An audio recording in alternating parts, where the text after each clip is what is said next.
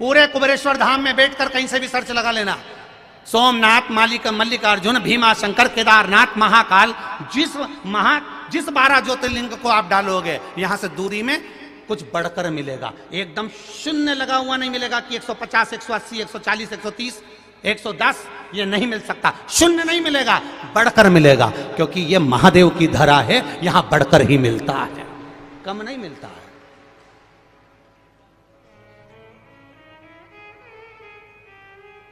एक 12 ज्योतिर्लिंग की दूरी लगा कर बैठना कि ये ज्योतिर्लिंग यहां से कितना है, सीहोर से, यहाँ कुबेरेश्वर धाम से कितना है। यहां से आगे जाओगे, सीहोर पहुंचोगे, वहां से अंदाजा लगाओगे तो वो शून्य पर आ सकता है, पर यहां कुबेरेश्वर धाम से आंकड़ा लगाओगे तो वो बढ़कर 1 point, 2 point, 3 point, 4 point, 5 point बढ़कर मिलेगा, शून्य पर नहीं आएगा। मेरा बाबा शून्य नहीं करेगा, बढ़ा देगा। मृत्यु सत्य आना है, मृत्यु सत्य आएगी, 7 ताले में भी बंद होगे तो आएगी। कई लोग कहते हैं हम बद्रीनाथ नहीं जा रहे। क्यों नहीं जा रहे? बहुत ठंड पड़ती है, पहाड़ आड़ा टेढ़ा है, कुछ हो गया तो मालूम पड़े घर में बैठे थे, पांव फिसल गया। एक यहीं बैठे हैं जिनका फिसला, बस नहा के आए, वो पैर पोछनी पे पैर रखाया और लुढ़क गए धड़ से नीचे। कोई भरोसा? जीवन, जन्म, मरण, परण 3 मेरे बाबा के हाथ में, किसी को नहीं दिया मेरे बाबा ने, किसी को नहीं।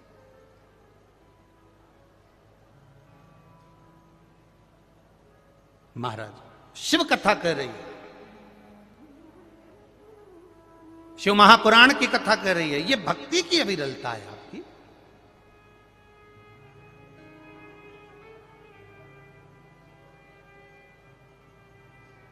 आज पहले दिन कथा में यास छोड़ देना कि मैं रुद्राक्ष के लिए आई हूं।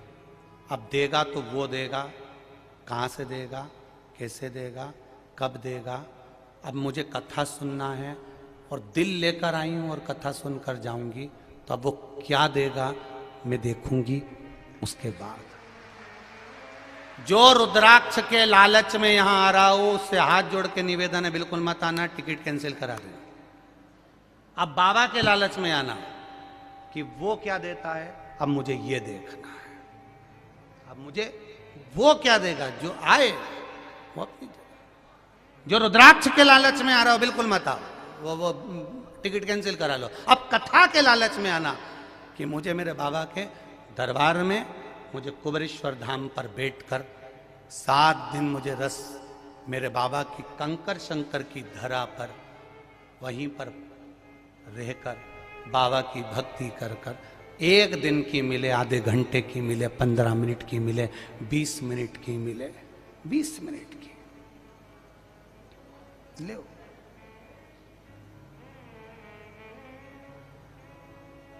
कहेंगे लोग बहुत भीड़ है।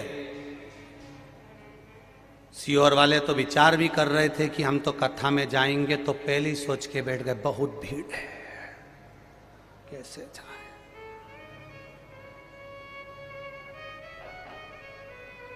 कैसे जाए इतनी भीड़ में? तुम महादेव तक जा सकते हो तो अंतिम समय में भी तो बहुत भीड़ रहेगी, तब भी तो मेरा महादेव कैलाश छोड़कर तुम्हारे लिए यहां आएगा। भगवान शिव के हाथ में कपाल चिपका है। शिव मौन, नंदी को चिंता लगी, मेरा प्रभु आज चुप क्यों है? कारण क्या है? नंदी शिवजी के पास जाकर बोले, बाबा आज मुझे आपसे कुछ कहना।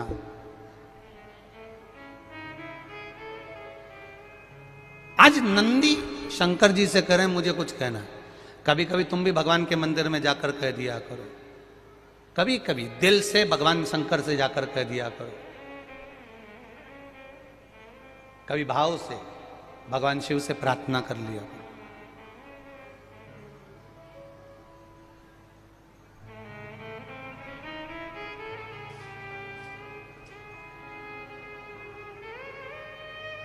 अभी गुजरात पावागढ़ की कथा में और परवणी की कथा में हमने कहा था, बरहानपुर की कथा में भी कहा था कि मंदिर में जो शिवलिंग होता है उस शिवलिंग के ऊपर जलाधारी होती है, बोला था। पर घर के अंदर जो शिवलिंग होता है उसमें जलाधारी की जरूरत नहीं पड़ती। तो किसी ने प्रश्न किया, गुरुजी ये बताओ कि मंदिर में जलाधारी लग जाती है शंकर जी के ऊपर, फिर घर के अंदर जलाधारी क्यों नहीं महत्व रखती? तो हमारा कहना है तुम लगाओ ना लगाओ तुम्हारी मर्जी, लगाओ तो भी ठीक ना लगाओ तो भी ठीक, पर शिव जी के ऊपर घर में जलाधारी की जरूरत इसलिए नहीं होती क्योंकि हम रोज प्रतिदिन अपने दिल का भाव शिव जी से कहते हैं। मंदिर में जो शिवलिंग होता है वो स्थायी होता है, घर में जो शिवलिंग होता है वो चलित होता है। उठाया, थाली में रखा, निला दिया, वापिस रख दिया। मंदिर में जलाधारी का होना जरूरी है और तुम्हारे घर में चलित शिवलिंग है, नर्मदेश्वर है, पारत का शिवलिंग है, स्फटिक का शिवलिंग है, मार्बल का शिवलिंग है, पीतल का है, कोई तांबे का है, किसी के यहाँ जो शिवलिंग हो, छोटा सा बड़ा सा जैसा भी हो, उसमें जलाधारी की जरूरत नहीं पड़ती है। एक पत्र और आया है, बड़ा सुंदर है, आपको और हमको समझने का है। देखो वो है इसी से जुड़ा हुआ।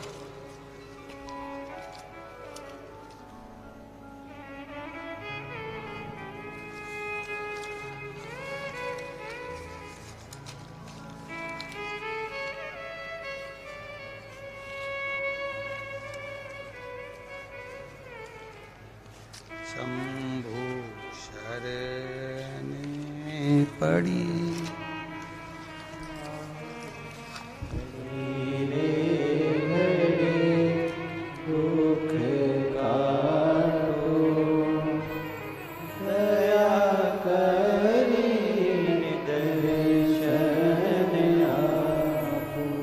मैं आशीष साहू बेमेतरा छत्तीसगढ़ से हूं। कहीं बैठे हो आशीष जी? बहुत बहुत धन्यवाद, आपने बहुत अच्छा प्रश्न किया है, उसके लिए देवाधिदेव महादेव की करुणा आप पर बनी रहे। हमारे घर के मंदिर में ये वाला शिवलिंग है जिसका फोटो उन्होंने लगाया है, आप आस्था चैनल पर देख सकते हैं या एलईडी पर देख सकते हैं। इस शिवलिंग में समझिए अब जरा, ये शंकर जी का शिवलिंग है, ये जलाधारी है। उन्होंने पत्र में लिखा है कि हमारे घर के शिवलिंग में नंदी अशोक सुंदरी वाली जगह पे चिपका बैठा। अच्छा हंसो मती, तुम्हारे भी कई कई के घर में ऐसा होगा कि यहां शिवलिंग है, ये जो सामने जगह है, इस जगह पे नंदी चिपका हुआ है। देखा है कि नहीं देखा? बोलते जाओ जरा, देखा है ना? तो अब प्रश्न देखिए उस बच्चे का। अब अशोक सुंदरी तो वहां दिखती ही नहीं है, नंदी नंदी बैठा है। अब आप बताओ हम अशोक सुंदरी को जल कैसे चढ़ा? अशोक सुंदरी की जगह तो नंदी ने घेर ली है, क्या करा जाए? अब बहुत सावधानी से समझिएगा, बहुत ध्यान से। जिस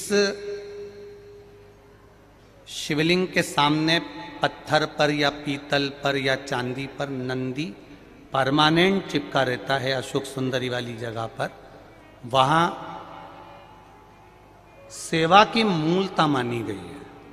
शिवलिंग से हटकर दूरी पर नंदी होता है तो वो शंकर भगवान को भ्रमण कराने के लिए होता है, और जो केवल चिपका हुआ अशोक सुंदरी वाली जगह पर चिपका रहता है, लगा रहता है, वो हमेशा सेवा के लिए तैयार रहता है।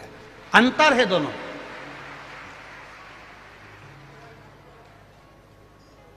दोनों में अंतर है, जरा समझिएगा इस चीज को। एक ड्राइवर वो होता है जिसको फोन लगाया जाता, कहां है, क्यों, क्या काम है, सीओर जाना है। और एक ड्राइवर वो होता है गाड़ी में बैठा मिलेगा, उसको मालूम है फोन लगाने की जरूरत नहीं है, जाऊंगा गाड़ी खड़ी मिलेगी और बैठ के और निकल जाऊंगा। मंदिर में जो शिवलिंग है वो दूर है, और जो चिपका हुआ सुख सुंदरी वाली जगह पर जो शिवलिंग है वो स्थान पर सेवा के लिए तत्पर खड़ा हुआ मेरा नंदी और शिवलिंग है, तत्पर खड़ा है, तत्पर।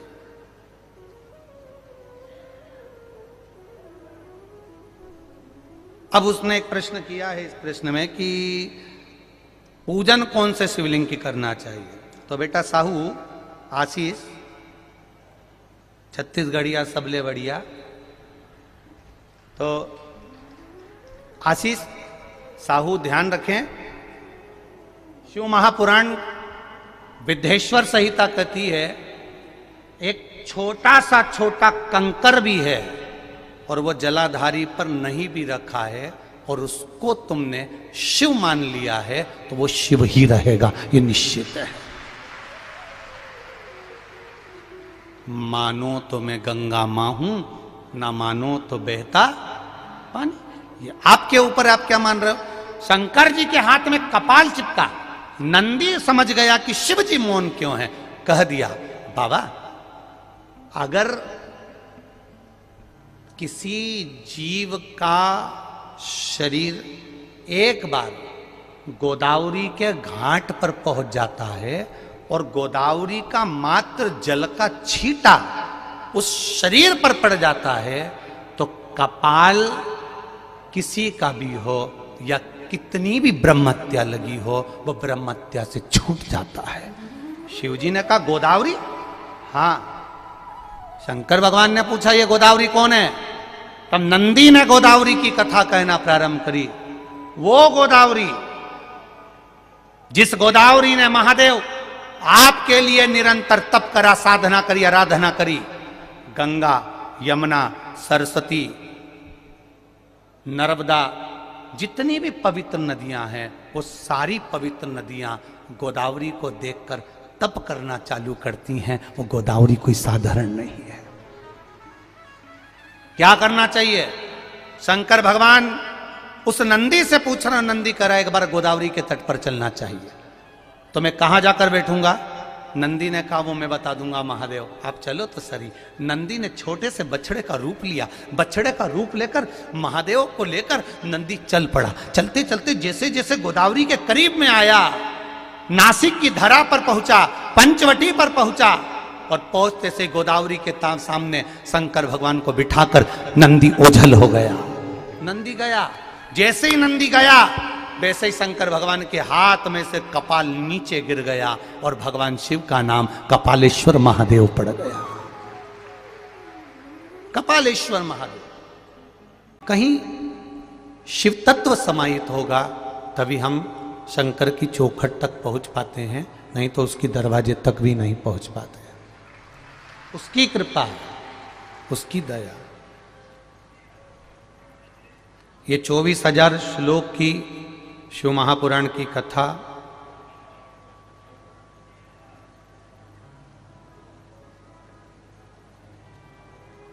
जिसका एक शब्द भी हमारी जिंदगी में अगर उतर जाए तो हम हमारे जीवन को सार्थक बना सकते हैं।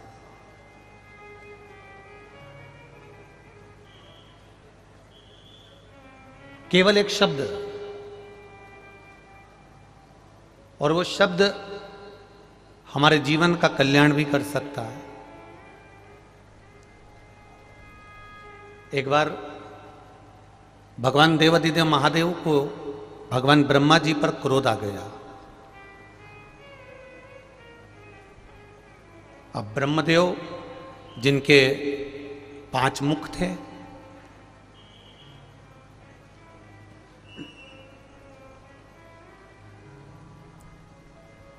और ज्ञाताओं में ज्ञाता, विद्वानों में विद्वान ब्रह्मदेव के 5 मुख।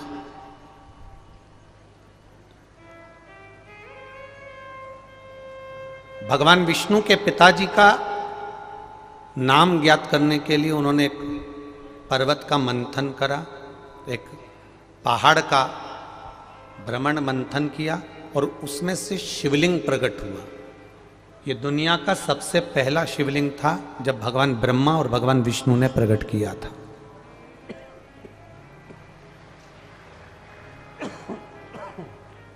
सबसे पहला शिवलिंग। अब वो शिवलिंग प्रकट हो गया, पर ब्रह्मा जी के मन में यह भाव प्रकट नहीं हुआ कि इस शिवलिंग का चरण कहां है, इस शिवलिंग का शीश कहां है। चरण और शीश को ढूंढने की एक दोनों के भीतर एक भाव जागृत हो गया। भगवान विष्णु भगवान शंकर का ना शीश देखना चाहते थे, ना भगवान शंकर का चरण देखना चाहते थे, क्योंकि भगवान विष्णु को मालूम था कि देवाधिदेव महादेव की करुणा ही बहुत है, तो चरण और शीश देखने की जरूरत ही क्या पड़ेगी, उसकी कृपा ही बहुत है।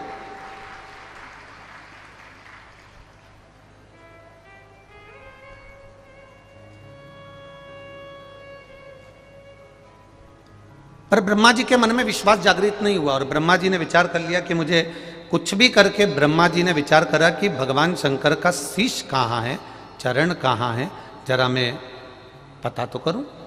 और ब्रह्मदेव के मन में यह भाव जागृत हुआ और ब्रह्मा जी ने भगवान विष्णु से कहा कि मैं भगवान का शीश देखने जाऊं कि चरण देखने जाऊं, आप जो कहेंगे मैं स्वीकार कर लूंगा।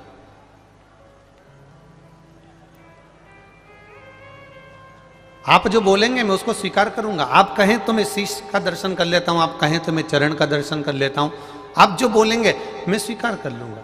भगवान विष्णु ने कहा एक काम करो ब्रह्मदेव, अगर तुम शिव जी को जानना ही चाहते हो तो भगवान शंकर का शीश का दर्शन तुम कर लो, मैं चरण का दर्शन कर लेता हूं। ये हमने पहले भी शिव महापुराण में वर्णन किया, पहले भी इस कथा में अपन ने इसका स्मरण किया।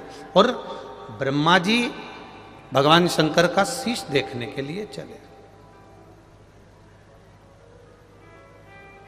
जब ब्रह्मा जी भगवान शिव का शीश देखने के लिए चले तो इतने ऊपर पहुंचते गए, इतने ऊपर पहुंचते गए, इतने ऊपर पहुंचते गए कि ढूंढते ढूंढते जब थक गए तब केतकी के पुष्प को उन्होंने तोड़ लिया और उस केतकी के फूल से कहा कि तू चलकर कह देना कि ब्रह्मा जी को भगवान शंकर का शीश मिल गया। केतकी के फूल ने मन में विचार करा कि मैं क्यों झूठ बोलूं, तो कहा मैं तुझे सुगंधित बनाकर रखूंगा। थोड़ा सा एक चुटकी मात्र का भी जब भीतर लोभ उत्पन्न होता है तब जीव नष्ट हो जाता है। और वो केतकी के फूल के भीतर ये बात प्रकट हो गई। अब केतकी के फूल ने कहा कि मेरी बात को अगर भगवान विष्णु ने नहीं माना तो जवाब कौन देगा। तो कहा एक गौ माता को रोका, गाय को लेकर चले गए कि गौ माता तो भगवान विष्णु के सामने चलकर कह देना कि भगवान ब्रह्मा जी को भगवान शंकर का शीश मिल गया। तो गाय कहती है मैं क्यों झूठ बोलूं, मेरे झूठ बोलने का लाभ क्या होगा, फायदा क्या होगा। तो कहा घर में सबसे पहली रोटी जो बनेगी वो गाय मैं तुझको दूंगा। ब्रह्मा जी ने ये लेखनी में लिख दिया कि घर की सबसे पहली रोटी गौ माता को दी जाएगी और गौ माता ने उस एक रोटी के लिए झूठ बोलने की हां भर ली।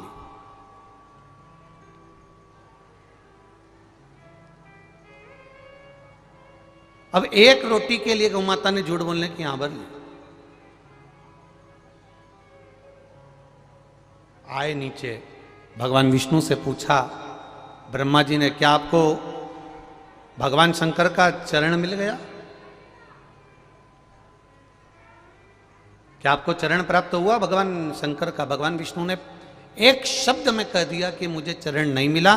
भगवान शिव प्रसन्न हो गए और प्रसन्न होकर भगवान ब्रह्मा जी के सामने भगवान विष्णु से कह दिया, नारायण मैं आपको आशीर्वाद वर के रूप में प्रदान करता हूं कि तुमने सत्य बोला, इसलिए आज से तुम्हारा नाम सत्य नारायण के रूप में पूजा जाएगा। आप सत्य नारायण के रूप में पूजे जाओ।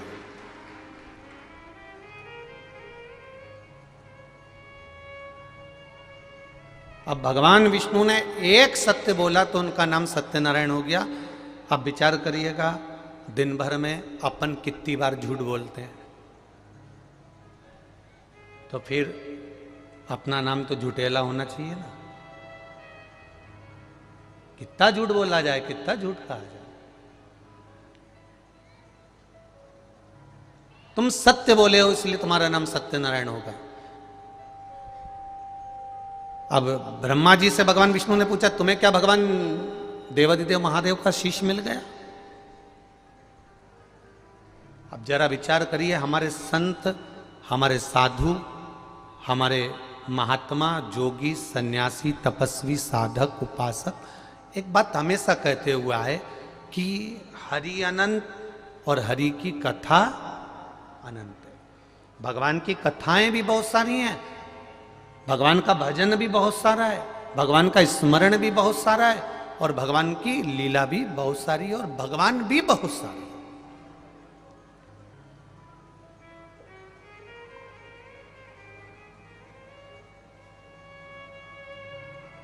अब कोई कैसे बाच रहा है, कोई कैसे बाच रहा है, कोई कैसे ग्रहण कर रहा है, कोई कैसे ग्रहण कर रहा है, ये उसके ऊपर है। किसी की मर्जी पड़ती है तो आधा लीटर दूध को गर्म करके उकाल कर शक्कर डालकर पी लेता है, कोई होता है तो फीका पी लेता है, कोई होता है तो उसमें केसर डाल के पी लेता है, कोई होता है तो उसकी कॉफ़ी बनाकर पी जाता है, कोई होता है तो उसकी चाय बनाकर पी जाता है, कोई होता है तो उसका दही बनाकर खा लेता है, कोई होता है तो उसकी छाछ बनाकर खा लेता है, कोई है तो उसका मक्खन बनाकर खा लेगा, और कोई है तो उसका घी बनाकर खा लेगा। ये उसके ऊपर है कि वो दूध को कैसे ग्रहण कर रहा है। उसी तरह भगवान शिव का अपार ग्रंथ है। ऐसी कोई शास्त्र, ऐसी कोई पुराण, ऐसा कोई वेद, ऐसा कोई छंद, ऐसा कोई शास्त्र हमारे सनातन धर्म में नहीं है जिसमें देवादिदेव महादेव का वर्णन नहीं हो। सब में शिव समाये हैं, प्रत्येक में।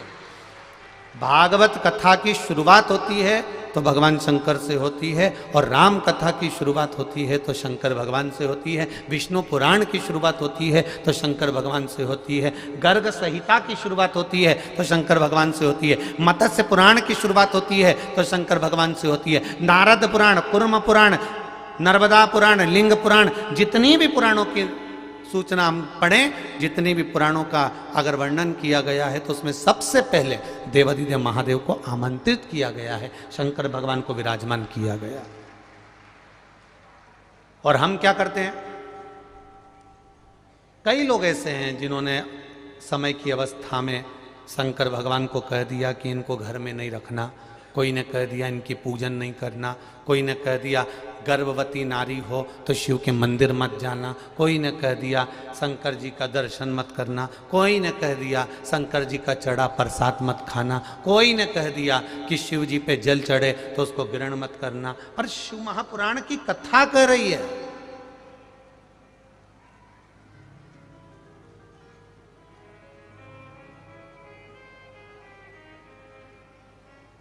शिव महापुराण की कथा कह रही है कि दुनिया के सारे तीर्थ नहीं जा सकते, पृथ्वी की सारी नदियों में स्नान नहीं कर सकते, पवित्र नदियों में आप स्नान नहीं कर सकते, या किसी भी तीर्थ में जाकर एक रात्रि भी विश्राम नहीं कर सकते, या हमने जिंदगी में कोई दान करा ना करा, कोई पुण्य करा ना करा, कोई सत्कर्म करा ना करा, कोई शास्त्र पढ़ा ना पढ़ा, कोई शास्त्र सुना ना सुना, उसके बाद भी शिव महापुराण की कथा कहती है कि एक दिन में अगर मात्र एक बार भी आप शंकर के शिवालय में प्रवेश कर गए या मंदिर में प्रवेश कर गए तो सारे तीर्थ, सारी नदियां, सारे सरोवर, सारी बावड़ी, सारे तालाब, सारे कुंड के स्नान का पुण्य, दान का पुण्य प्राप्त हो जाता है, केवल शिव तत्व को प्राप्त कर लेने का।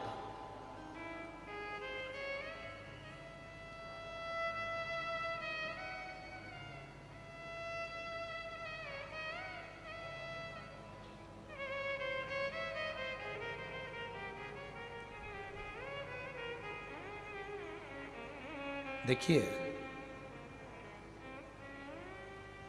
प्रदीप नाम है ना, तो प्रदीप नाम के भी ढेरों लोग होंगे।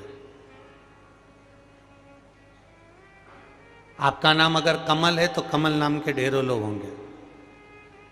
आपका नाम बिमला है तो बिमला नाम के ढेरों लोग होंगे। बोलो री जी हाँ, सही है कि गलत है? आपका नाम अगर भेरू है तो भेरू नाम के भी बहुत सारे होंगे। आपका नाम अगर चंद्र घंटा है तो चंद्र घंटा के नाम के बहुत सारे हैं। बोलो री जी हाँ, सही है कि गलत है?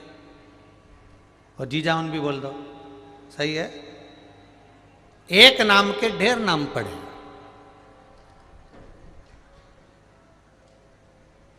पर नाम से तुम्हारी पहचान है क्या? अब प्रदीप प्रदीप प्रदीप, अमित अमित अमित, कमल कमल कमल, ढेर पड़े हुए हैं। नाम से कोई नहीं पहचानता। व्यक्ति की पहचान उसकी संगत से, उसकी रंगत से और उसकी मेहनत से होती है कि उसने मेहनत क्या करी है। व्यक्ति की पहचान उसके नाम से नहीं होगी।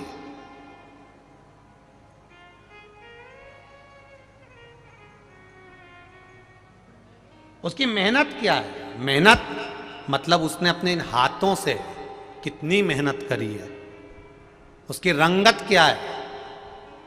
उसने मेहनत कर कर अपना कलर तक चेंज कर लिया। उसकी संगत क्या है? किसके साथ बैठ रहा है? रंगत, संगत और मेहनत, इन तीन चीजों से व्यक्ति के नाम को पहचाना जाता है कि यह वो व्यक्ति है। नाम से जानना कठिन है। एक नाम के ढेर सारे मिल जाएंगे, एक नाम के बहुत सारे प्राप्त हो जाएंगे, पर तुम्हारी रंगत से, तुम्हारी संगत से और तुम्हारी मेहनत से तुमको पहचाना जाएगा कि इसकी मेहनत क्या है। किसी बैंक में जाके खड़े हो जाओ, तुम्हारी बैंक में चले जाओ, चलो तुम्हारी बैंक में चले जाओ, जिस बैंक में तुम जाते हो, और जाकर कह देना मेरा नाम कमल कुमार है, 50,000 रुपये निकाल के दो। निकाल देगा क्या वो? अरे बोलो तो जम के, नहीं निकालेगा। क्या कहेगा? सर एक फॉर्म भर दीजिए, उसमें आपका सिग्नेचर कर दीजिए, सिग्नेचर करोगे हम उसे पहचान जाएंगे। मतलब आप जो सिग्नेचर करोगे उससे पहचान हो जाएगी कि ये आपका सिग्नेचर है और आपका सिग्नेचर है, इसलिए 50,000 रुपये निकाल कर दे दिया जाएगा। उसी तरह ये शिव महापुराण की कथा नहीं है, ये आपका फॉर्म भरा रहा है कि ये फॉर्म वहाँ जमा हो जाएगा और बाद में पहचाना जाएगा क्या यही वही है जिसने सत्संग किया, भजन किया, कीर्तन किया, मंत्र जाप किया, स्मरण किया, नाम जाप किया, भगवत कीर्तन में डूबा रहा, भगवत भजन में डूबा रहा, क्या यह वही है? तब पहचाना जाए। रंगत से, संगत से और मेहनत से व्यक्ति की पहचान होती है। इसलिए मत बुरे कर्म कर बंदे, वरना पछताएगा। भगवान की आंखों से तू बच नहीं पाएगा, तू बच नहीं पाएगा। अरे ओ अज्ञानी मत कर नादानी, तेरे कर्म का फल भी तू ही पाएगा। जैसा किया तूने तेरे आगे आएगा। मत बुरे कर्म कर वरना पछताएगा। भगवान की आंखों से तू बच नहीं पाएगा, तू बच नहीं पाएगा। अरे ओ अज्ञानी मत करना दानी। एक विचार अपने जीवन में उतार लीजिएगा। रंगत से, संगत से और मेहनत से तुम्हारा नाम पहचाना जाता है कि ये वो व्यक्ति है जिसने इतनी मेहनत करी थी। ये वो व्यक्ति है जिसने अपना शरीर एक धूप में खड़े होकर काला कर लिया। अरे ये वो व्यक्ति है, उस व्यक्ति के साथ रहता है जो अच्छी संगत का। ये वो व्यक्ति है, वो उसके साथ रहता है, उसकी संगत ऐसी।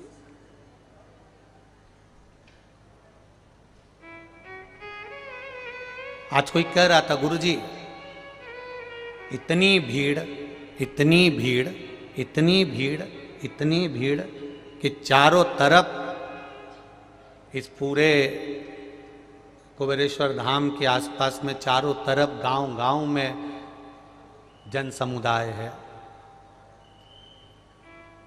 इसका कोई इलाज है कि थोड़ा सा ये अभी बरानपुर कथा हुई, उसके पहले परवणी हुई, फिर मालेगांव हुई, फिर गुजरात में बड़ौदा में हुई, फिर ऐसा ही पावागढ़ में हुई, तो इसमें थोड़ी जनता कम हो जाए, इसका कोई इलाज है? हमने कहा जिसको प्रेत भूत चिपक जाए उसका तो इलाज है, पर जिसका दिल महादेव से चिपक जाए उसका कोई इलाज नहीं।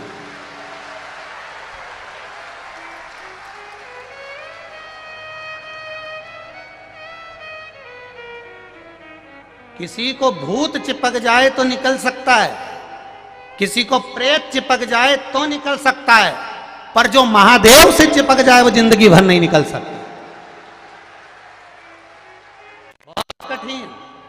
लंकाधिपति रावण भी मरते समय पर राम जी के सामने खड़ा था, और राम जी कह रहे लंकाधिपति रावण से कि तेरे सामने राम खड़ा है, तू मर रहा है, मैं तेरे सामने खड़ा हूं, मेरा दर्शन कर ले। रावण ने मुख फेर लिया, उधर मुंह कर लिया, तो लक्ष्मण को भेजा कि जाकर ज्ञान प्राप्त कर कर आओ, क्या बोलना चाहता है, क्या समझना चाहता है। रावण से जाकर लक्ष्मण जी ने कहा मेरा भाई स्वयं नारायण है, विद्वानों में विद्वान है, मेरा भाई राम सामने खड़ा है। और रावण तू मुंह फेर कर बैठा हुआ है। रावण कहता है मैं मुंह नहीं फेर रहा हूं, मैं तो केवल इतना देख रहा हूं, पहले मैंने राम को देखा, अब मैंने मुंह फेरा तो इधर देखा। उसको देखने का कारण केवल इतना था कि राम के दिल में जो शंकर बैठा है, क्या मेरा महादेव मेरे सिराने खड़ा है, उस महादेव को पहचान रहा हूं, केवल मेरे महादेव को, उसके सिवाय मैंने किसी को नहीं पहचाना। आप आए हो इतनी तपती हुई धूप में, इतनी तपती हुई धूप में 8-8, 10-10 घंटे, 4-4 घंटे, 6-6 घंटे धूप में बैठे हो।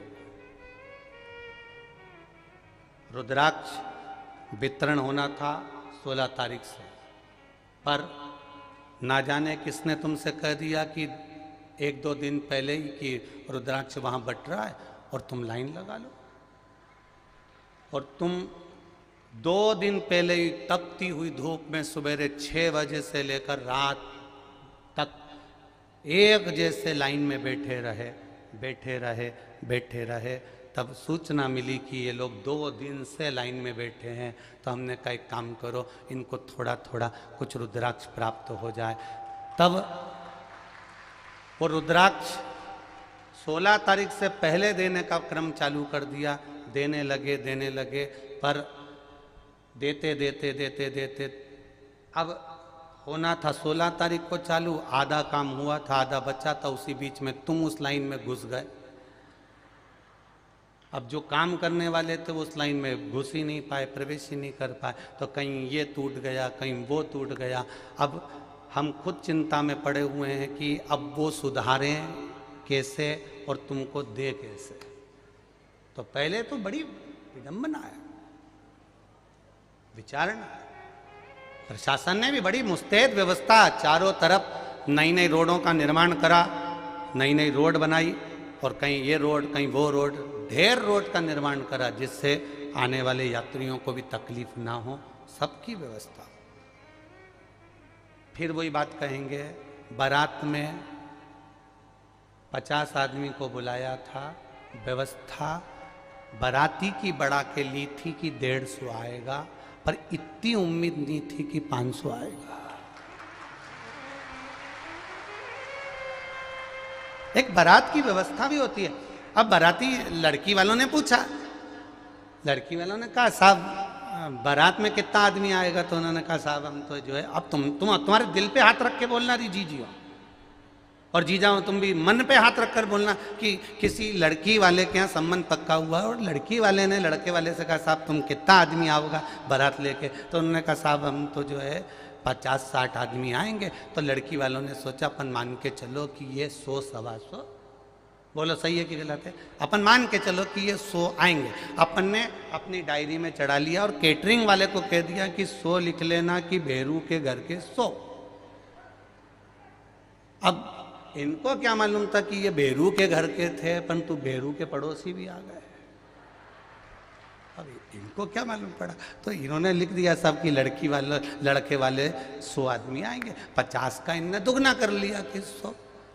अब हमने भी विचार करा कि पिछले रुद्राक्ष से दुगना। अब हमको क्या मालूम था कि तुम तो छगना हो जाओगे, किसको मालूम था। कथा कह रही है। भगवान शिव को क्रोध आया क्योंकि गाय झूठ बोल दी, केतकी का फूल झूठ बोल दिया, और बची कुची थी तो गौ माता ने झूठ बोल दिया। गाय झूठ बोली, गौ माता झूठ बोली, केतकी का फूल झूठ बोला, और बचा था तो ब्रह्मा जी झूठ बोल दिए। तब शंकर भगवान को क्रोध आया। शिव जी ने अपने पांव का नख तोड़ा, अंगूठे का नख तोड़कर फेंका। फेंकने से काल भैरव प्रकट हो गया। काल भैरव प्रकट हुआ, उसने अपनी चिट्टी उंगली का नख तोड़ा और प्रकट होकर उसने ब्रह्मा जी के झूठ बोलने वाले मुख को काट दिया, शीश कट गया। अब ब्रह्मा जी का शीश कटा। जिस शीश से ब्रह्मा जी झूठ बोल रहे थे। अब देखिएगा जरा ये कथा कहां जा रही है, उस कथा का स्मरण करिएगा जरा। ये रुद्राक्ष महोत्सव की कथा है, कोई साधारण नहीं है, उसको सुनिए, ध्यान दीजिएगा जरा। गौ माता को श्राप दिया, केतकी के फूल को श्राप दिया, और बचा था तो ब्रह्मा जी का सिर कट गया। अब ब्रह्मा जी का सिर कटा। सिर कटने के बाद ब्रह्मदेव का सिर जैसे कटा, कटते से देव अधिदेव महादेव एकदम चुप हो गए, एकदम शांत, बोलते ही नहीं है मेरे महादेव। मेरे महादेव एक शब्द नहीं बोलते, एकदम चुप, एकदम।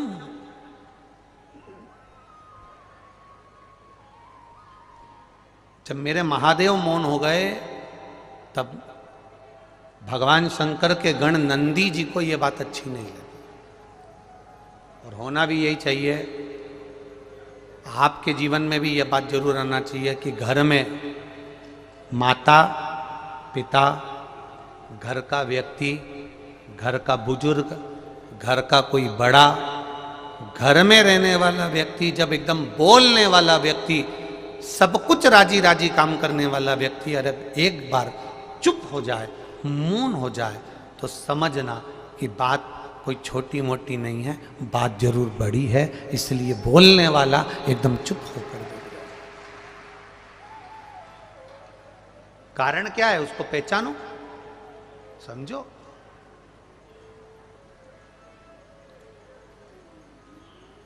अब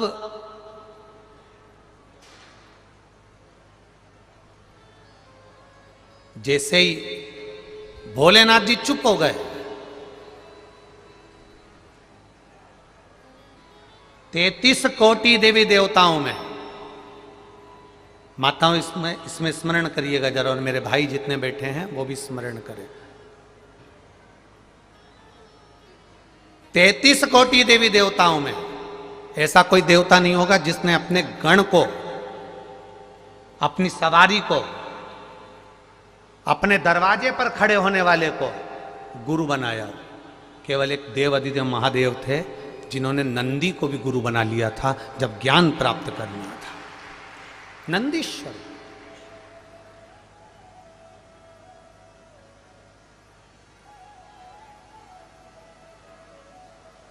अब जरा विचार करना, हम लोग अगर बहुत ऊंचे अहदे पर पहुंच जाते हैं, बहुत ऊंचे पद पर पहुंच जाते हैं, बहुत बहुत ऊंची कुर्सी पर, बहुत ऊंचे अहदे पर, बहुत ऊंचे पद पर जब हम पहुंच जाते हैं, तो हमारे यहाँ जो काम करता हो, सेवा करता हो, तो हम उसको बात बात में कह देते हैं, तू चुप बैठे रहे, तेरे में अकल नहीं है, तू चतुर नहीं है, तू विद्वान नहीं है, तो मुझे समझाने चला, चुप बैठ। हम उसको कह रहे हैं चुप बैठ, तुझ में अकल नहीं है, तुझ में ज्ञान नहीं है, तू समझदार नहीं है। अब भाई मेरे महादेव से सीखिए, कैलाश पर रहते हैं, सारे देवता 33 कोटि देवताओं को केवल देवता कहते हैं, केवल देव कहते हैं। उन 33 कोटि देवी देवताओं का भी कोई गढ़ अधिपति बनकर बैठा है तो वो देवों का देव महादेव बनकर बैठा है। उसके बाद भी मेरे महादेव के जीवन में कभी अभिमत्ता, कभी अहंकार, कभी अहम मेरे महादेव के पास नहीं आया। महादेव हमेशा चित्त वृत्ति में आनंदता लेकर नंदी को भी अपना गुरु बना लेते हैं। जब नंदी से ज्ञान प्राप्त होता है उसको भी गुरु बना।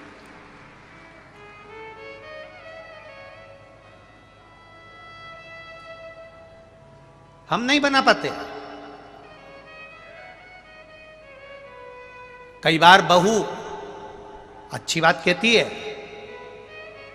ऐसा नहीं कि बहू हर बार गलत कहेगी। कई बार बहू अच्छी बात कहती है, सास का फर्ज है जब अच्छी बात मिले ना तो बहू की पीठ थपथपा कर कहना तूने मुझे आज ज्ञान दिया है, तू मेरी गुरु बनकर बैठी है, उसमें कोई गलत नहीं होगा।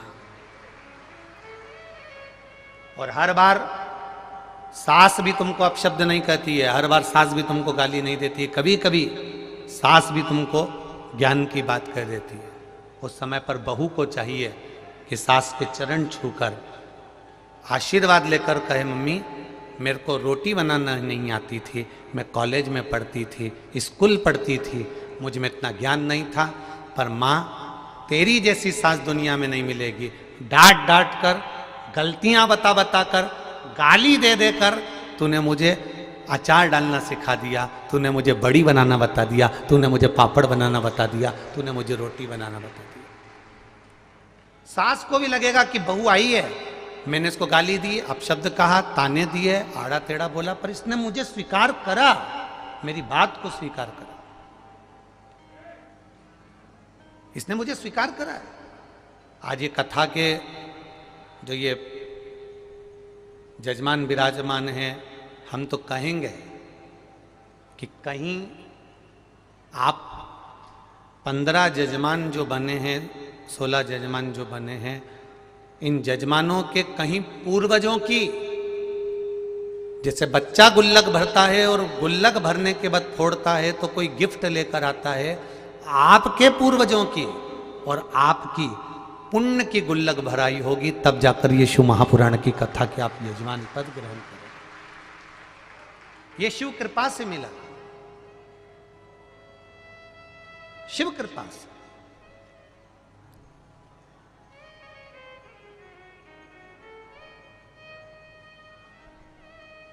महाराज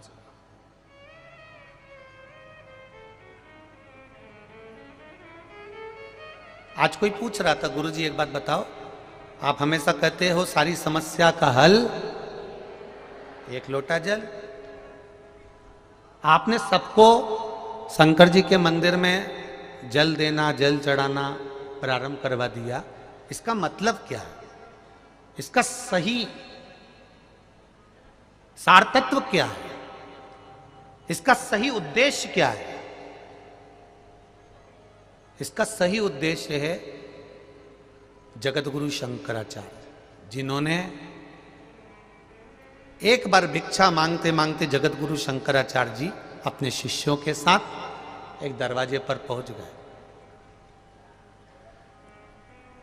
और जगत गुरु शंकराचार्य जी ने दरवाजे पर पहुंचकर आवाज लगाकर कहा, माता भिक्षाम दे। छोटी सी लड़की अपने घर में प्रवेश कर कर जाती है और अपनी मां से कहती है, दरवाजे पर बाबा आया है, भिक्षा मांग रहा है, मां कुछ होए तो दे दो ना। मां ने कह दिया, कह दो हमारे घर में कोई नहीं है। लड़की ने जाकर दौड़ कर कह दिया, बाबा हमारे घर में कोई नहीं है। जगत गुरु शंकराचार्य जी ने कहा, बेटी कुछ तो दे दो। बेटी अंदर गई, मां वो तो जा ही नहीं रहा, बाबा कह रहे कुछ तो दे दो। कह देना हमारे यहां कुछ भी नहीं है। जगत गुरु शंकराचार्य जी ने भिक्षा मांगी और बेटी ने जाकर कह दिया, हमारे यहां कुछ भी नहीं है। जगत गुरु शंकराचार्य जी ने कहा, बेटा कुछ तो दे दो। बाबा कुछ भी नहीं है, तुम कैसे देंगे? जगत गुरु शंकराचार्य जी ने कहा, बेटा एक काम करो, अपने घर की झाड़ू लगाओ, कचरा ही दे दो। झाड़ू लगाकर बेटी ने कचरा इकट्ठा करा और जगत गुरु शंकराचार्य जी की झोली में डाल दिया। जगत गुरु शंकराचार्य जी उस झोली को लेकर आगे गए, उन्होंने कचरे को फेंक दिया। शिष्य ने कहा, गुरुजी ये कचरा लाने से कौन सा फायदा था? जगत गुरु शंकराचार्य जी ने कहा, वो बेटी से अगर मैं कचरा नहीं लेता, उसकी मां ने मना करना सिखाया था, नहीं है कह दो है ही नहीं। जिसकी माता पिता अपनी बेटी को ये शब्द सिखा देते हैं, चाय की पत्ती है ही नहीं, शक्कर है ही नहीं, पीले कलर की साड़ी है ही नहीं, मेरे पास तो ये है ही नहीं, मेरे पास तो ये है ही नहीं, उसके मुंह से हमेशा ना ना निकलता रहता है और एक दिन भगवान है ही नहीं कर देता है।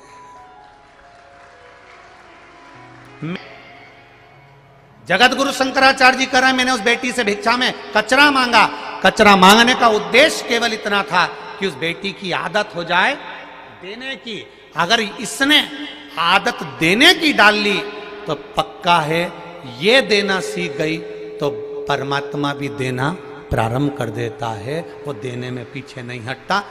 जगत गुरु शंकराचार्य जी का वो शब्द हमारे जीवन में हमने उतारा। आपने भी अगर एक लोटा जल मेरे महादेव को देना सीख लिया तो मेरे महादेव ने भी तुम्हें कुछ ना कुछ देना सीख लिया, कमी नहीं रखता। एक पत्र आया, देखिए,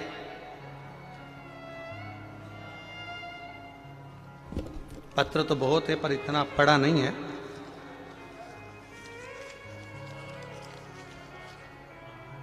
शंभु शरणे पड़ी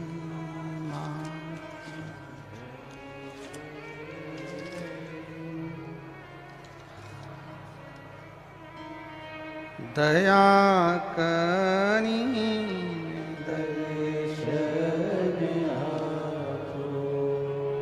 पत्र देखिए।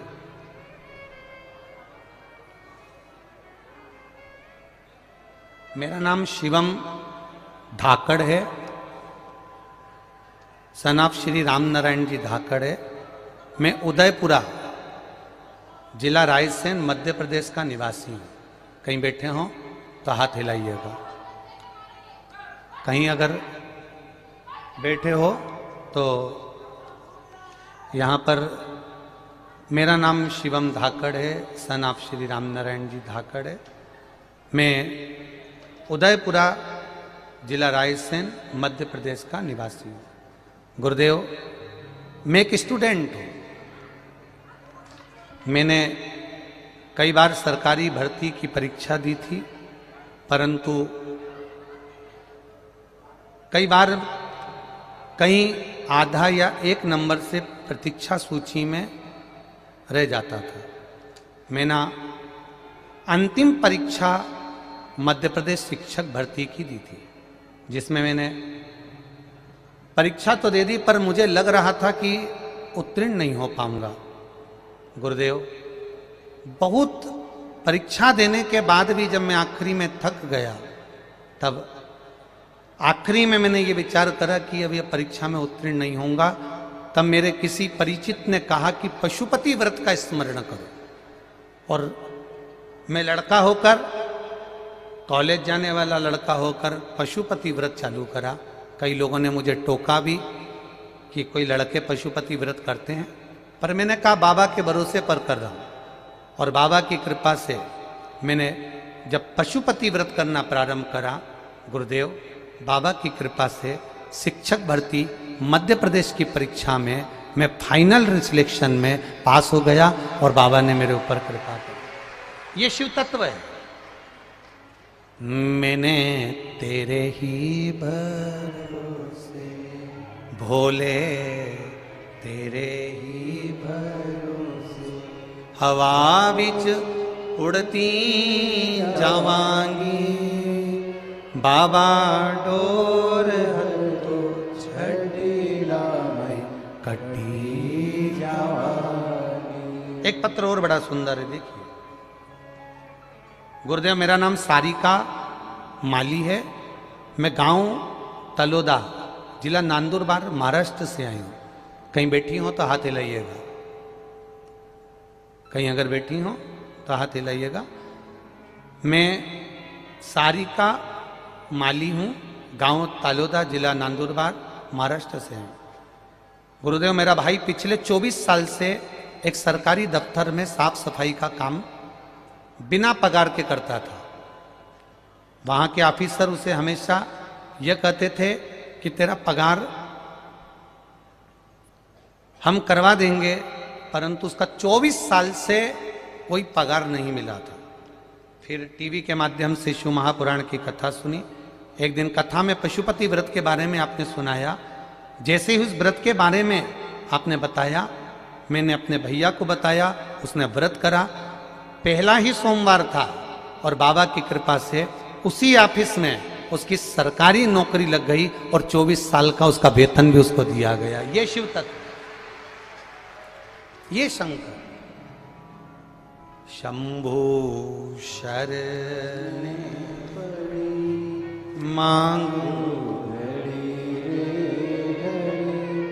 दुख काटो, दया करी न दर्शन आपो। इसको शिव तत्व कहते हैं। दिल से कथा सुनने आए हो और दिल से बाबा की कथा में पहुंचे हो तो दिल से सुनो। आग लगे बस्ती में, जम के बोलो जरा, अपन रहो क्या कि उसको रोइए सोइए। मरोगे तब परिवार वालों को तुम्हारी टेंशन नहीं होगी। तुम्हारे तन पर जो घड़ी, कुंडल, चेन, तगड़ी, लौंग में हीरा, सबको वो टेंशन बनी रहेगी। एक दूसरे को कोनी मार कर कहेंगे शमशान में कौन निकालेगा, यही निकाल लो। कौन निकालेगा शमशान में, यही निकाल। किसी को चिंता नहीं है तुम्हारी। गए सो गए।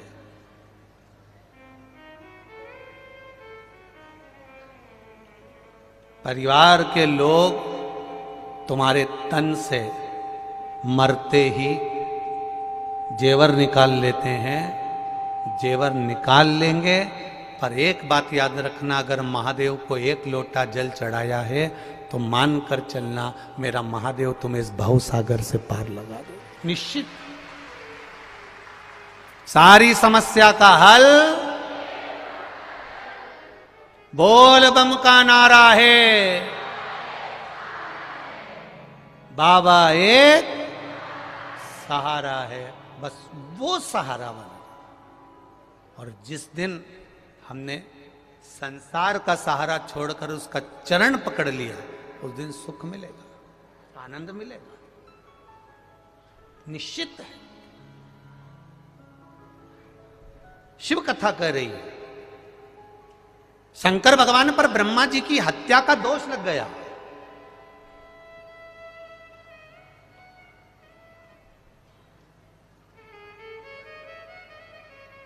ब्रह्मा जी का कटा हुआ सिर, जिसको भगवान शंकर ने बड़ का पेड़ बना दिया था, बट वृक्ष बना दिया था, वो कटा हुआ सिर का थोड़ा सा भाग कपाल शिव जी के हाथ में आकर चिपक गया। अब वो कपाल नंदी को नहीं दिख रहा है, वो कपाल नंदी को नहीं दिखा, वो कपाल मां पार्वती को नजर नहीं आया, वो कपाल गणेश जी को नहीं दिखा, वो कपाल कार्तिकेय जी को नहीं दिखा, पर कपाल शिव जी के हाथ में था। तब शंकर भगवान मौन चुप रहना प्रारंभ करा, एकदम मौन रहने लगे। अपने घर के बेटा, बहू, सास, ससुर, परिवार का व्यक्ति एकदम मौन रहना चालू कर दे तो समझ लेना कि कोई चिंता का विषय है। क्या बात है, उस सिरे तक हमको जाना चाहिए। क्या करा जाए?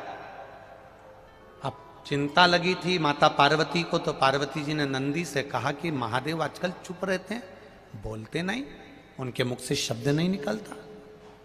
जो महादेव बात बात में डमरू का नाद करते हैं, जो महादेव नित्य प्रति आनंद के विषय को सुनाते रहते हैं, दुनिया का सबसे पहला कथाकार, दुनिया का सबसे पहला वक्ता और दुनिया का सबसे पहला कथा सुनाने वाला अगर कोई है तो वो देवाधिदेव महादेव हैं। और महादेव इतने बड़े वक्ता होने के बाद अगर चुप हो गए तो क्या कारण, कारण क्या, पता तो करें हम कारण क्या है।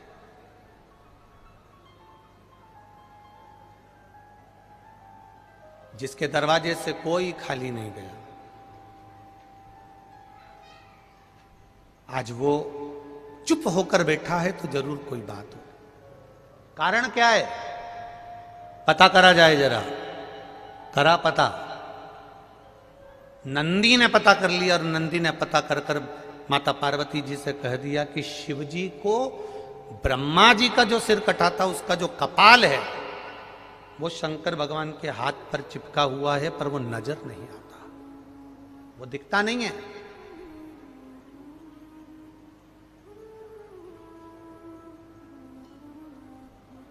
बहुत ध्यान देना जरा इस कथा पर जरा। पुण्य करा आपने, एक ब्राह्मण को भोजन कराया, कन्या का विवाह करा, लड़की का विवाह करा, किसी प्यासे को पानी पिलाया, किसी भूखे को भोजन कराया, उसका गुणगान दूसरा कोई नहीं करेगा, तुम अपने मुंह से कर दोगे कि मैंने ये करा। पर कभी तुमने विचार करा कि दिन भर में तुमने कितनों को बेवकूफ बनाया, कितना झूठ बोला, कितना कपट करा, कितनी बेईमानी करी, कितना प्रपंच करा, कितना छल करा, कितना अपशब्द कहा, कितनी गाली दी, कभी उसको आपने बताया किसी को? नहीं। पर वो तुमने जो करा वो तुम्हारे हाथ में चिपका हुआ, इस ललाट पर चिपका हुआ। शिव जी के हाथ में वो कपाल चिपका हुआ है।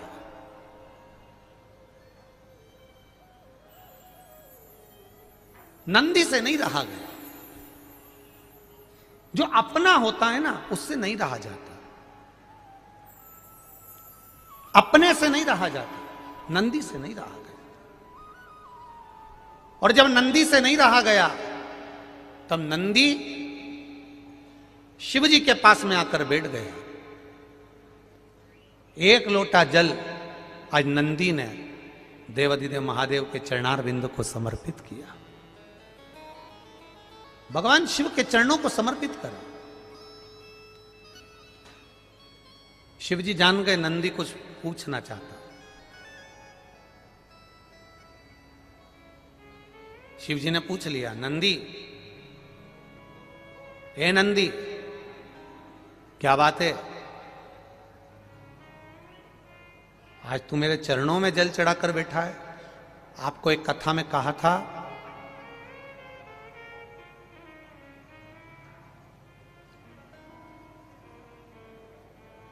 कभी ये शिवलिंग है, ये गोल जलाधारी है, ये सामने चरण है, करें दर्शन सबने।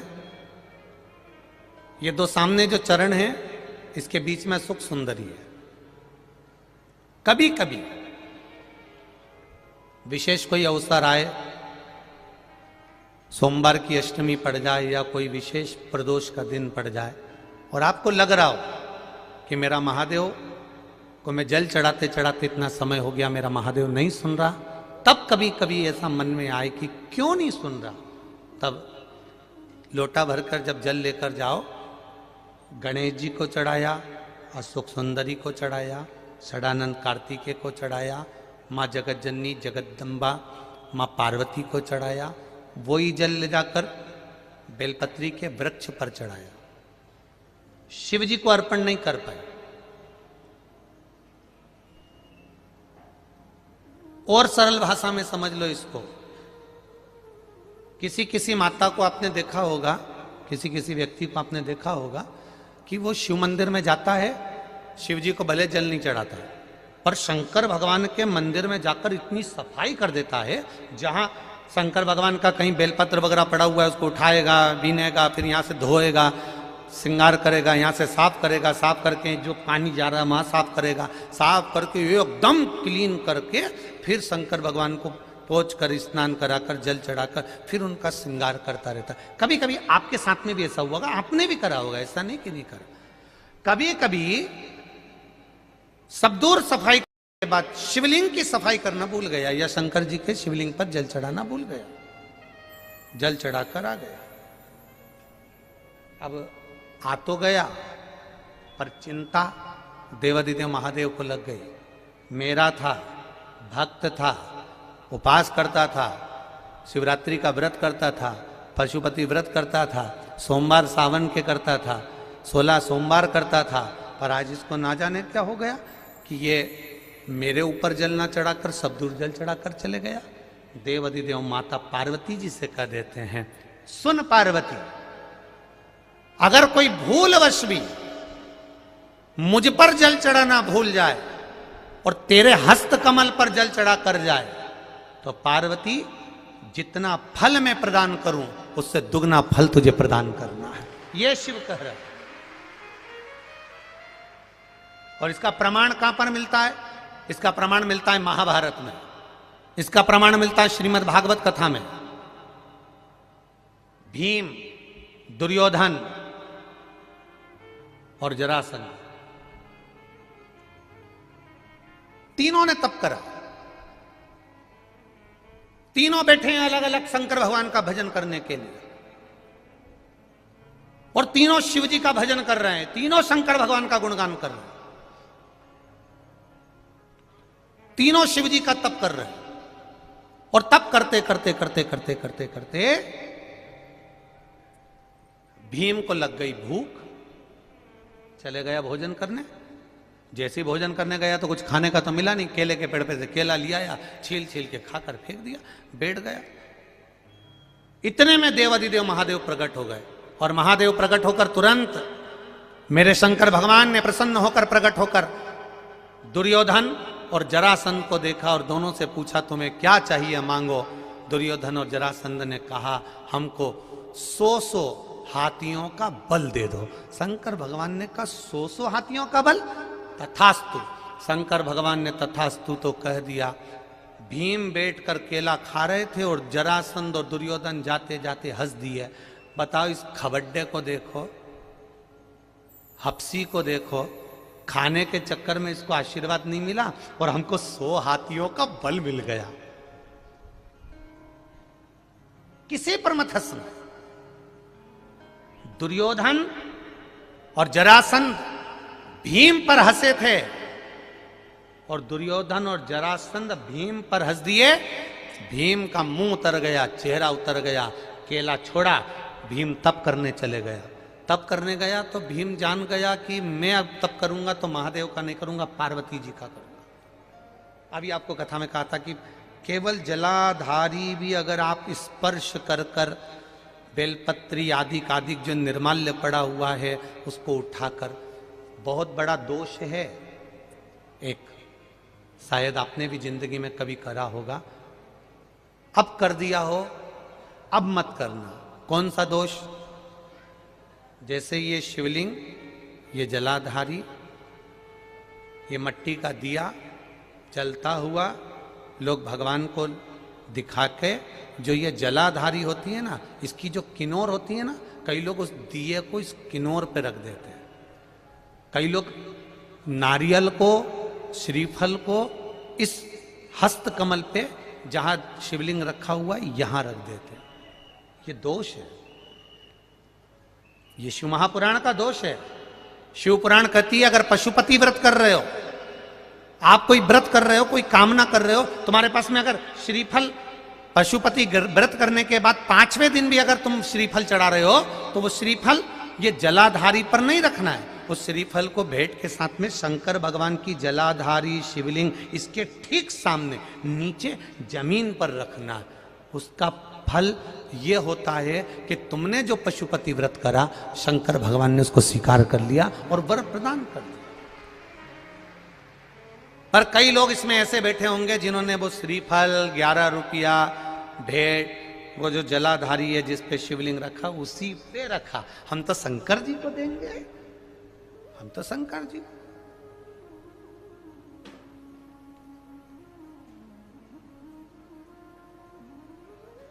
कई लोगों की आदत रहती है, नहीं मैं तो कथा आगे बैठ के ही सुनूंगी, चाहे कुछ भी हो जाए।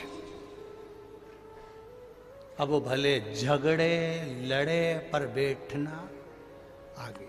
अब ईमानदारी से बताओ, कथा तो कथा है, पूरी रोड पे लोग हैं, पूरे पंडाल में, पूरे गांव में लोग हैं, ये कथा की आवाज जहां तक तुम्हारे कानों में जा रही होगी, कथा और गंगा ये दो ऐसी हैं कि मरते समय तुम गंगा के घाट नहीं जाते हो।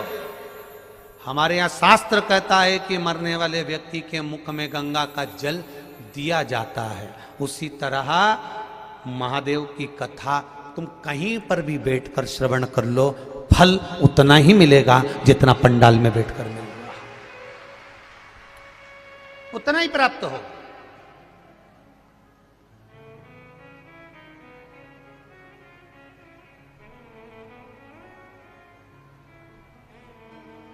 फल उतना ही प्राप्त होगा जितना आप पंडाल में बैठ के श्रवण कर रहे हो, चाहे आस्था चैनल पर बैठकर कथा श्रवण कर रहे हो, चाहे फेसबुक यूट्यूब पर कथा श्रवण कर रहे हो, फल उतना ही प्राप्त होगा। बस निवेदन केवल इतना है कि 3 घंटा जब कथा को श्रवण करो तो जैसे पंडाल में बैठकर मौन रहकर, चुप रहकर, आसन लगाकर, एक जगह बैठकर आनंद के साथ, ना खाना ना पीना, बस आनंद के साथ शिव महापुराण की कथा सुनते हो, ऐसे घर पर टकटकी लगाकर आस्था चैनल के सामने भी 1 बजे से 4 बजे तक मुझे महादेव को प्राप्त करना है, बस उसकी कथा श्रवण करना है, वो दिल लगाकर। यदि दिल लगाकर कथा सुन ली तो ये निश्चित है कि वो फल देगी जरूर। खाली न जाता कोई से तुम्हारे। दीनानाथ तो चुप हो जा, आप बोलो जरा, आप बोलो। खाली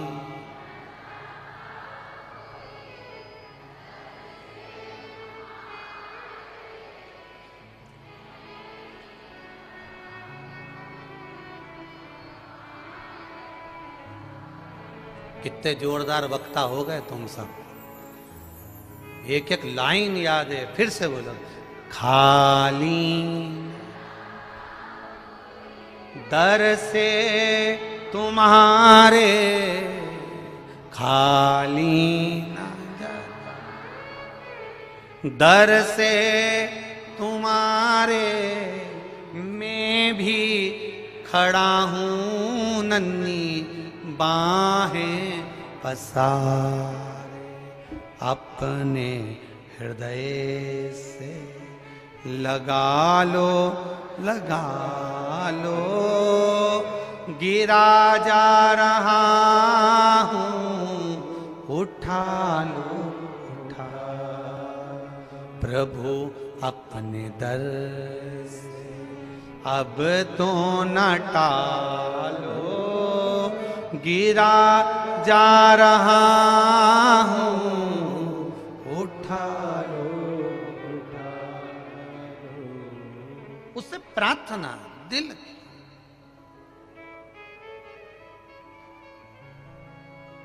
उससे प्रार्थना करें। और यही भाव व्यक्त होना चाहिए।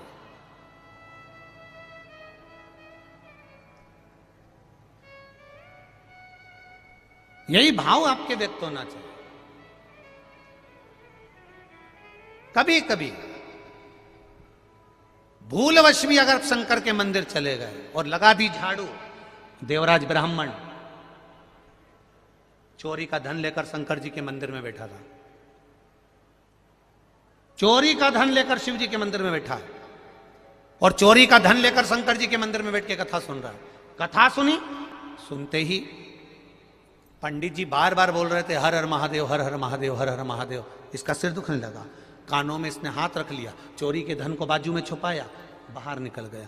बेलपत्री के वृक्ष के नीचे बैठा था, सिर तप रहा था, बुखार आ रहा था, शरीर पर ताप पड़ रहा था और प्राण छूट गए। प्राण छूट गए उस देवराज के, मर गए।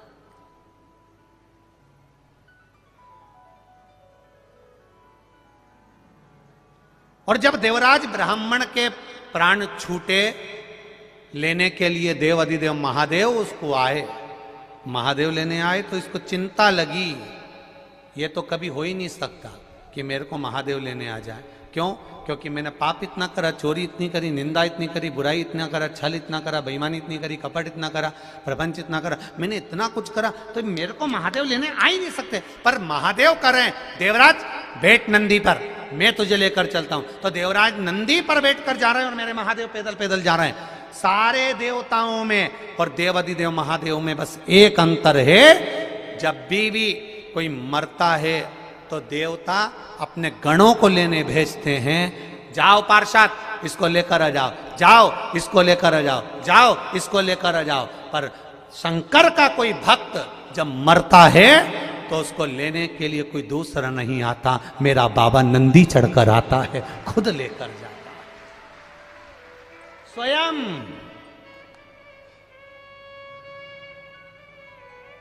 शिव का भक्त मरता है, शंकर का जब भक्त मरता है, नीचे लोग भले रोते हों पर ऊपर 33 कोटि देवी देवता नगाड़े बजाते हैं कि शंकर का भक्त आ रहा है, जिसका दूसरी बार जन्म नहीं होता, जिसका दूसरी बार जन्म नहीं होगा। आप लोगों को शायद मालूम होगा, काशी में एक घर ऐसा बना हुआ है जिस घर में लोग मरने के लिए जाते हैं। पढ़ा है कभी कि नहीं पढ़ा? किस किस ने पढ़ा, जरा हाथ उठाओ। पढ़ा है ना आप लोगों ने? काशी में एक घर ऐसा बना हुआ है जहां पर एक कमरा किराए का मिलता है, वहां रहो, अंतिम अवस्था में भजन करो, कीर्तन करो। 2 महीना या 1.5 महीना ऐसा कुछ उसका क्रम रहता है। उतने महीने में तुम मर गए तो ठीक, नहीं तो वो आपको अपने घर वापिस भेज देते। जो मर गया, क्यों मरने के लिए लोग जाते हैं? क्योंकि शंकर का जब भक्त मरता है, शिव का उपासक मरता है, शंकर का गुणगान करने वाला मरता है, शिव के धाम में जब किसी के प्राण छूटते हैं तो संसार के लोग भले रोते हों पर देवता पुष्पों की वर्षा करते हैं, नगाड़े बजाते हैं, दुमदुबिया बजाते हैं कि शिव का भक्त आया है, इसका दूसरी बार जन्म नहीं होगा। अब ये चला, अब गया ये, अब इसका दूसरा जन्म नहीं। मरना तो सबको है, चाहे सियोर वाला महाराज होए, चाहे दुनिया का कोई महाराज हो, चाहे बादाम खाओ चाहे रोटी खाओ, जाओगे तो सरी। चाहे कितने भी वीआईपी बन जाओ, चाहे कितने भी वीवीआईपी बन जाओ, चाहे जो बन जाओ, जाओगे तो सरी। चाहे कितना भी डेंटिंग कर लो, चाहे धागे से, कितना ही सज लो, जाओगे, जाएगा। जाना तो निश्चित है, निश्चित। और महाराज सज धज के जिस दिन मौत की सहजादी आएगी, ना सोना काम आएगा, न चांदी आएगी। मट्टी का तू सोने जैसा मान है तेरे। अरे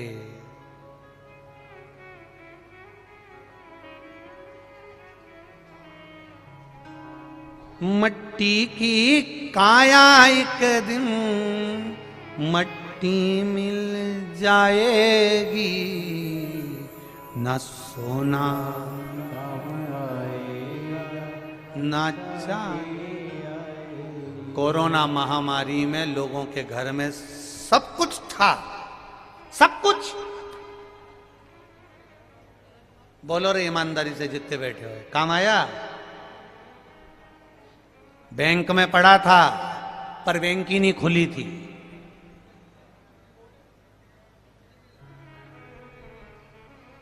क्या काम आया? केवल एक ही चीज काम आई, जिसने जिंदगी में एक लोटा जल महादेव को चढ़ाया था, कभी परमार्थ का कार्य किया था, कभी दान पुण्य भजन किया था, आज भी बैठा है, कथा सुन रहा है। कोरोना हो गया था शरीर को, ऐसे कई बैठे होंगे जिनको कोरोना हो गया था, मोहल्ले में, गली में, पास में, सोसाइटी में, कॉलोनी में, सबको हो गया, तेरे को भी हो गया, पर टीवी के सामने बैठकर सुनता रहा, श्री शिवाय नमस्तुभ्यम, श्री शिवाय नमस्तुभ्यम। देव अधिदेव महादेव ने भी कह दिया देवताओं को, पड़ोसन को ले जाना पर इसको छू कर भी मत जाना, मेरा है। अकाल मृत्यु वो मरे जो काम करे चंडाल का, काल उसका क्या बिगाड़े जो भक्त हो, जो शिव का उपासक। मृत्यु सत्य है, आएगी। 7 ताले में राजा परीक्षित बंद थे, आई। मौत सत्य, बाणों की सैया पर पड़े थे भीष्म पितामह, आई। मृत्यु सत्य। अर्जुन इतना बड़ा योद्धा, मृत्यु आई।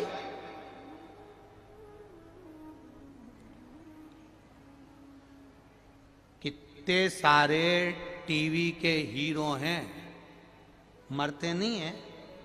अरे बोलो तो जम के, मरते ना। क्या क्या बताते हैं, देखो इनका इतना बड़ा बंगला है, इतनी बड़ा ये है, इतना ये है, इतना ये है, इतना ये है, और फिर जब चले गए तो वो बंगला, वो गाड़ी, 25 लाख की गाड़ी, और बाद में किसी काम नहीं आई, केवल वो 25 रुपए का लोटा काम आया, जिसमें भरा कर हरिद्वार ले गए थे। कुछ काम नहीं आया। करो भजन कीर्तन स्मरण, आए हो इस सिद्धपुर धरा पर, सीहोर की पावन धरा पर, अगर पहुंचे हो, कंकर शंकर की धरा पर पहुंचे हो, मां सीवन के तट पर पहुंचे हो, इस पावन धरा पर पहुंचे हो, कुबरेश्वर धाम पर पहुंचे हो, जितना बन सके आप दान करो मत करो, पुण्य करो मत करो, पर इतना जरूर करो, अपने द्वारा किसी को कष्ट ना हो, उसका सहायता करते चलो, परमार्थ करते चलो, करो भजन, करो भजन।